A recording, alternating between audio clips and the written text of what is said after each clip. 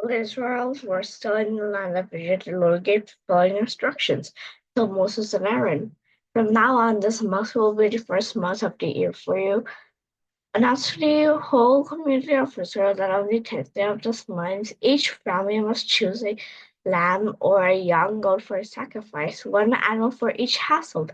If a family is too small to eat a whole animal, let them share with another family in the neighborhood.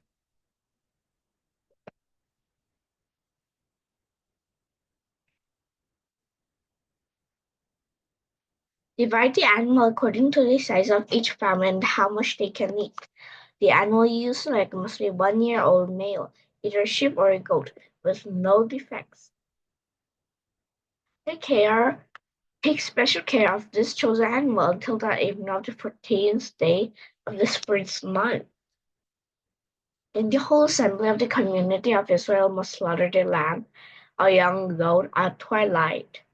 They are to take some of the blood and smear it on the sides and top of the door frames of the houses where they eat the animal. That same night, they must roast the meat over a fire and eat it along with bitter salad, greens, and bread made without yeast.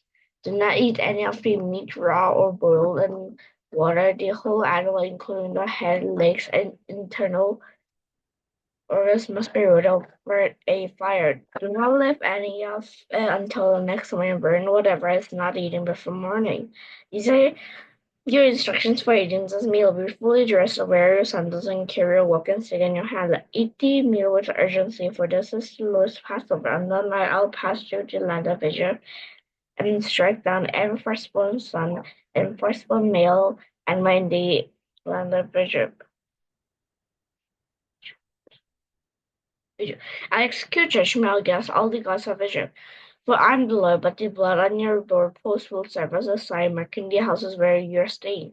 When I see the blood, I will pass over you. This plague of death will not touch you when I strike the land of Egypt. This is the day to remember. Each day from generation to generation you must celebrate it as a special festival to the Lord. This is a law for all time. For 7 days the bread you eat must be made without yeast. On the first day of the festival, remove every trace of yeast from your homes. Anyone who eats bread made with yeast during the 7 days of the festival will be cut off from the community of Israel. On the first day of the festival, and again on the seventh day, all the people must observe an official day for holy assembly. No work of any kind may be done on these days, except the preparation of food. Celebration this festival of unleavened bread, for it will remind you that I, God, brought your forces out of the land of Egypt on this very day. This festival will be a permanent law for you. Celebrate this law day from generation to generation. The bread you eat must be made without yeast from the evening of the 14th day of the first month till the evening of the 21st day of the month. During those 7 days there must be no trace of yeast in your homes. Anyone who eats anything made with yeast during this week will be cut off from the community of Israel.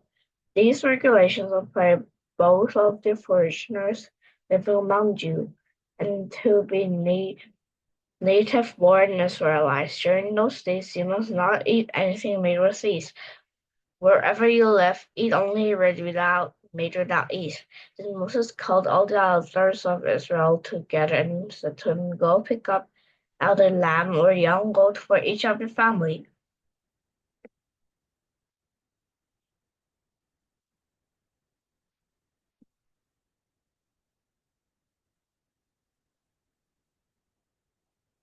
Family.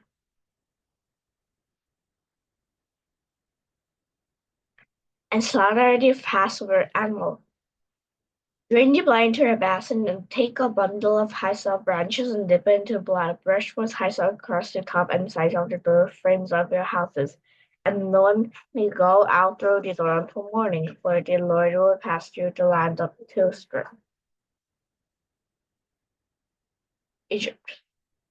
But when he sees the blood on the top and sides of the door frame, the Lord will pass over your home. He will not permit his death angel to enter your house and strike you down. Remember, these instructions are permanent law that you and your descendants must observe forever. When you enter the land the Lord has promised us to give you, you continue to observe the ceremony. Then your children will ask, what does the ceremony mean? And you will reply, it is the Passover sacrifice to the Lord, where he passed over the houses of Israelites in Egypt, and though he struck the Egyptians, he spared our families. When Moses had finished speaking, all the people bowed down to the ground and worshipped. So the people of Israel did just as the Lord had commanded through Moses and Aaron. And that night at midnight the Lord struck down all the firstborn sons in the land of Egypt. There was not a single house where someone had not died. Pharaoh sent for Moses and Aaron during the night. Get out, he ordered, lead my people and take a rest of the Israelites with you. Go and worship the Lord you have requested. Take your flocks and herds, as you said, and be gone. Go but bless me as you leave. All the Egyptians urged the people of Israel get out of the land as quickly as possible, for they thought we will all die. The Israelites took their bread, though before yeast was added. They wrapped their kneading yeast was added. The people of Israel had lived in Egypt for 480 years, and in fact, it was the last of the 430 years that the Lord forced us to left land. On this night, the Lord kept his promise to bring his people out of the land of Egypt. So this night belongs to him, and it must be celebrated every year by all the Israelites from generation to generation.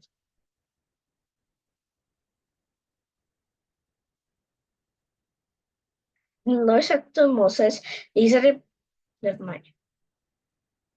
The Lord said to Moses and Aaron, these are the instructions for the festival of Passover. No outsiders are allowed to eat the Passover meal, but any slave who has been purchased may eat if he has been circumcised. Temporary residents and higher servants may not eat it. Each Passover lamb must be eaten in one house.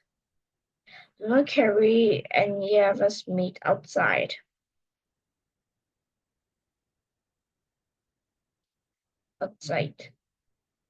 And do not break any of his bones. The whole community of Israel must celebrate this Passover festival.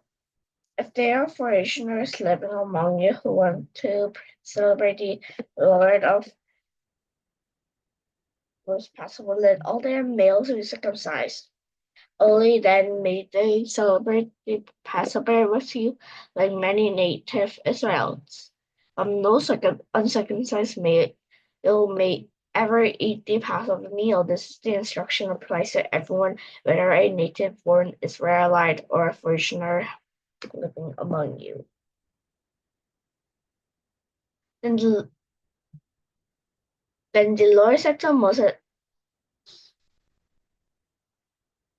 the Lord said to Moses, dictate that every firstborn among the Israelites, the first offspring to be born, or both humans and animals, belongs to me. So Moses said to the people, this is the day to remember forever, the day you left Egypt, the place of slavery. Today the Lord has brought you out by the power of his mighty hand. Remember, eat no food containing yeast. On this day in early spring, in the months of Abib, you have been set free. You must celebrate this event in this month each year after the Lord brings you into the land of the Canaanites, Hades, Amorites, Hivites, and Jebusites. He swore to your ancestors that he would give you this land as the land flowing with milk and honey. For 7 days, the bread you eat must be made without yeast. Then on the 7th day, celebrate the feast of the Lord. Eat bread without yeast during those 7 days. In fact, there must be no borders in the land during this time. On the 7th day, you must explain to your children, I am celebrating that the Lord died for me when I left Egypt. This annual festival will be a visual sign to you, like a mark branded on your hand or your forehead. Let it remind you always to receive this teaching of the Lord. With a strong hand, the Lord rescued you from Egypt, so observe the decree of this festival at the appointed time. Each year, this is what you must do when the Lord fulfills your promise he swore to you and to your ancestors when he gives you the land where they cannot now live. You must prevent all firstborn sons and male animals to the Lord, for they belong to him.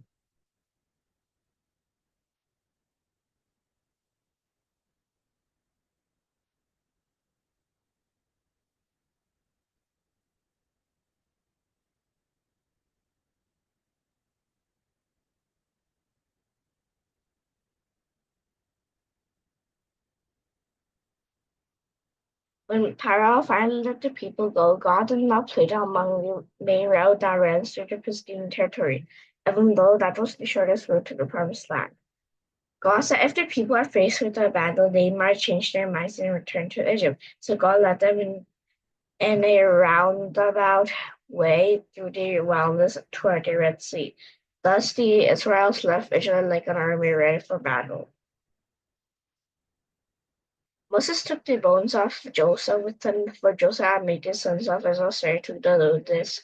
They said, God will certainly come to help you. When he does, you must take my bones with you from this place. The Israelites lived so close in camp at Etam on the edge of the wilderness. The Lord went ahead of him. He guided them during the day with a pillar of cloud, and he provided light at night with a pillar of fire. This allowed them to travel by day or by night, and the Lord removed the pillar of cloud or pillar of fire from this place in front of the people.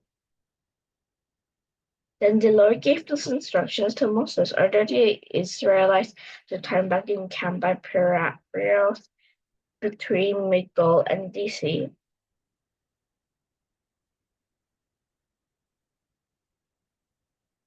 And once again, I will harden Pharaoh's heart, and he'll chase after you. I have planned this in order to display my glory through Pharaoh and his whole army. After this, the Egyptians will know that I am the Lord. So the Israelites camped there as they were told. When word reached the king of Egypt that the Israelites have fled, Pharaoh's officials changed their minds. What have we done?